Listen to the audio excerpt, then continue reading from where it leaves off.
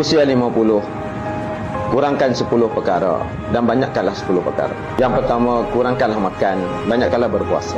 Yang kedua, kurangkan tidur, banyakkanlah berjaga malam. Yang ketiga, kurangkanlah bercakap, banyakkanlah berzikir. Yang keempat, kurangkanlah bersolek bermewah, banyakkanlah bersedekah. Yang kelima, kurangkanlah bergaul, banyakkanlah bersendirian, bermuhasabah diri. Yang keenam, kurangkanlah mengeluh, banyakkanlah berdoa. Yang ketujuh, kurangkan aktiviti dunia, banyakkanlah aktiviti akhirat. Yang ke-8, kurangkanlah meminta kepada manusia, tapi banyakkanlah memberi kepada manusia.